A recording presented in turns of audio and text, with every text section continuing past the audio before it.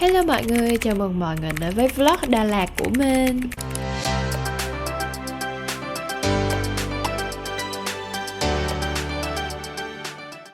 Thì trên đường mình đi tới Đà Lạt thì mình quyết định sẽ ghé vào một quán cơm để ăn trưa. Thì hôm nay mình ăn thịt kho, thịt luộc và canh chua. Theo mình đánh giá đồ ăn ở đây cũng khá là ngon và giá cả rất là ok nữa. Thì hôm nay mình sẽ đi một chuyến du lịch 6 ngày cùng với bé Quýnh nhà mình và gia đình mình nữa. Thì mình đã thuê một chiếc xe để đi trong suốt chặng đường luôn. Thì sau khi tầm 8 tiếng tới Đà Lạt thì mình quyết định sẽ đi ăn tối cùng với nhau. Thì tối nay mình sẽ quyết định ăn góc 33. Đây là một quán ăn nằm trên 175 Hai Bà Trưng. Thì ở đây cũng khá là đa dạng món luôn. Và không gian quán cũng khá là rộng rãi và sạch sẽ nữa.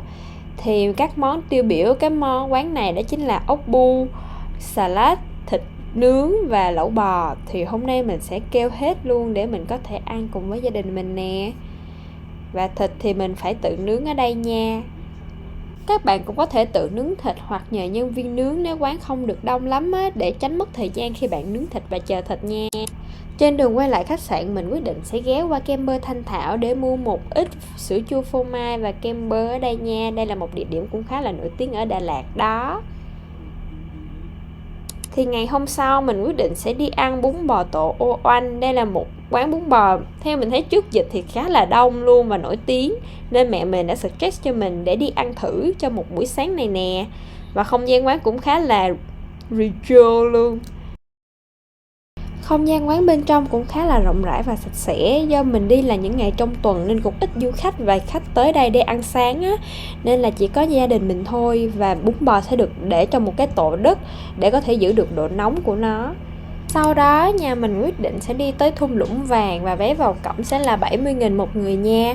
Thì mình thấy có nhiều người chụp hình cưới ở đây, nhưng mà nhà mình tới chủ yếu là để đi bộ và chiêm ngưỡng cảnh đẹp ở thành phố Đà Lạt thôi, nên là mình thấy cũng khá là vui nữa. Tới giờ ăn trưa thì gia đình mình quyết định sẽ đi tới Đà Lạt View. Đây là quán cà phê cũng có phục vụ đồ ăn nữa, để mình cũng có thể ngắm cảnh từ trên xuống của thành phố Đà Lạt. Và không gian quán ở đây cũng khá là thơ và cũng dễ chụp hình và quay phim cho mọi người nữa đó. Và đặc biệt hơn là mình lúc nào cũng ưu tiên tìm những cái chỗ thiên nhiên hoặc là những chỗ có thể chấp nhận cho cuốn, vì không phải chỗ nào cũng chấp nhận. Và với lại mình cũng phải biết giữ vệ sinh và im lặng cho những người xung quanh nữa nha. Thì đây là đồ ăn trưa của mình nè. Thì mình sẽ có salad đặc sản ở Đà Lạt nha. Và mình còn gọi thêm gà nướng cơm lam nữa. Chủ yếu là vì tiện thôi, chứ mình cũng không thấy gà nướng cơm lam ở đây có gì mà ăn đặc biệt nữa. Mình thấy ăn tạm thôi à. Thì sau đó mình quyết định sẽ về khách sạn và nghỉ ngơi. Và chiều nay mình sẽ đi tới chợ Đà Lạt để có thể đi ăn những cái quán street food, ví dụ như là bánh tráng nướng và khoai lang, dâu lắc nè. Thì mình bước vào mình thấy hai bên chợ cũng khá là đông hàng quán luôn, và mọi người cũng cẩn thận về tài sản tư trang nha. Thì mình thấy cũng là đông người nên là cũng dễ bị thất lạc á. Với lại rất nhiều người chèo kéo nên mọi người hãy thông minh về minh mẫn đó nha. Thì mình đã bước vào chợ Đà Lạt rồi. Thì xung quanh cũng khá là vắng vì là những ngày trong tuần thôi, nhưng mà mình cũng thấy cũng khá là đông so với trong tuần rồi đó. Thì chủ yếu mình tới đây là tìm cái view khung cảnh chụp hình giống như trên mạng theo phong cách Hồng Kông ở trên Đà Lạt mà mọi người đang check in rất là nhiều á. Và mình thấy mình đi hết mà cũng không tìm ra được cái đường đó luôn, nên là mình đã bỏ cuộc giữa chừng và mình quyết định sẽ chỉ tập trung đi ăn thôi. Thì hôm nay mình sẽ ăn thử dâu lắc nha. Thì dâu kích thước cũng khá là to nữa và có mùi muối ớt, nhưng mà mình thấy nó không có ngọt quá cũng không có chua quá, nó nằm trong mức vừa phải, như là một cái dâu thiên nhiên à. Người ta cũng không xịt thuốc hay là bơm đường gì hết. Tiếp theo thì mình sẽ tới bánh mì Liên Hoa. Đây là một tiệm bánh mì cũng khá là nổi tiếng và lâu đời ở Đà Lạt rồi, đặc biệt là làm về món bánh mì thịt nè. Thì thời gian trôi qua thì mình thấy nó lại mở ra nhiều quy mô hơn và có nhiều loại bánh hơn nữa đó. Thì các bạn cũng có thể thấy như cupcake hay là brioche, rất nhiều các loại bánh khác nhau luôn. Và mình cũng khá là no nên cũng không ăn nhiều, nên là mình quyết định sẽ lấy một cái bánh bông lan trứng muối thôi.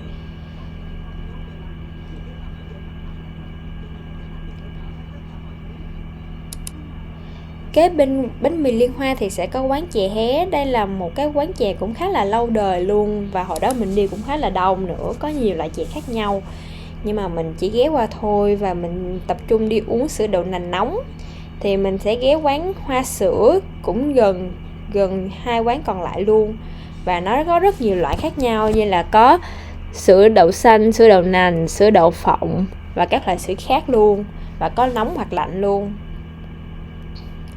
Thì trên đường mình đi dạo ngay đường Nguyễn Văn Trỗi thì mình đã thấy có rất là nhiều shop bán đồ lưu niệm cũng khá là dễ thương và vintage á, nên mình rất thích mấy cái này, mình ghé vô mình xem, và nếu được thì mình quay phim lại, thì mình muốn mua hết luôn á.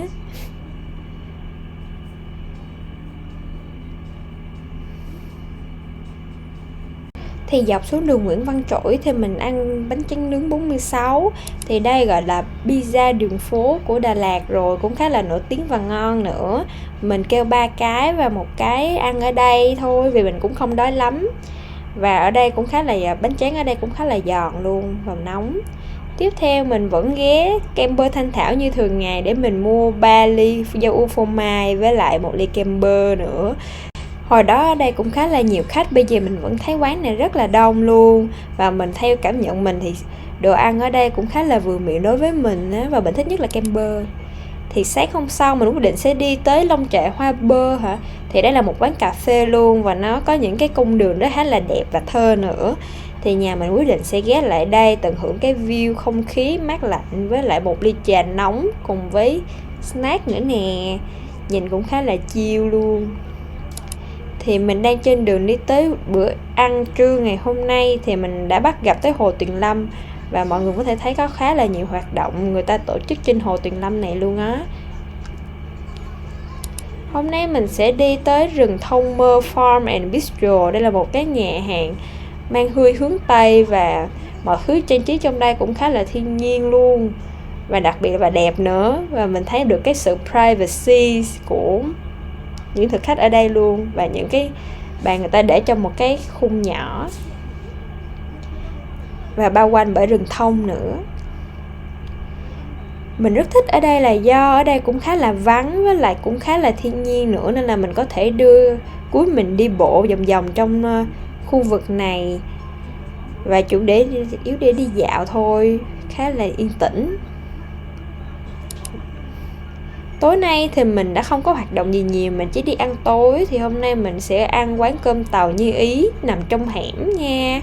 Và không gian quán ở đây cũng khá gọi là cũ kỹ và sạch sẽ, không quá to nha mọi người. Thì thực đơn thì cũng khá là đa dạng, do từ heo, bò, gà, vịt, tôm, cá, mực. Chủ yếu là các món ăn gia đình theo kiểu người Tàu á. Thì đây chính là bữa tối nay của mình. Thì bữa tối của mình sẽ bao gồm canh, salad son với lại thịt bằm, cá kho tộ, đậu cô ve xào, tôm rim với lại rau muống xào tỏi. Và không thể nào là thiếu cơm trắng được. Sáng hôm sau cũng là ngày cuối cùng của mình, thì gia đình mình quyết định sẽ đi dạo vòng quanh Hồ Xuân Hương để dắt chú cứu mình đi dạo xung quanh để biết không khí Đà Lạt như thế nào. Thì mình thấy ở đây cũng khá là nhiều người chạy xe đạp và tập thể dục chạy bộ vòng quanh hồ này luôn, và đặc biệt cũng có nhiều em cuốn khác cũng đi bộ ở xung quanh hồ này.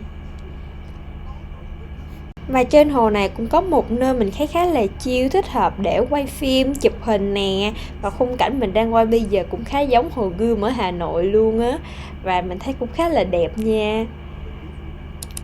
Thì sau đó mình quyết định sẽ ăn sáng bánh mì xíu mại ở cô này mình không nhớ tên, và đầu hẻm của bánh mì tổ oanh luôn. Và mình còn mua thêm một gói xôi bắp của cô hàng quán kế bên nữa. Và mẹ mình rất là suggest quán này, và mình cũng thấy xíu mại ở đây cũng khá là ngon luôn, giá cũng khá là mềm, và cô bán đặc biệt cũng rất là dễ thương. Cô cho mình một phần xíu mại để cho con cuối mình có thể ăn chung với mình nữa. Thì sau khi ăn sáng xong, mình quyết định sẽ đi thẳng từ Đà Lạt về Cam Ranh luôn. Thì cung đường này để lại cho mình rất là nhiều hình ảnh đẹp về thiên nhiên và hùng vĩ. Thì mình sẽ chia sẻ trong tập sau. Còn bây giờ vlog Đà Lạt của mình đến đây là kết thúc. Cảm ơn các bạn đã xem và nhớ like, share, subscribe kênh của mình nha.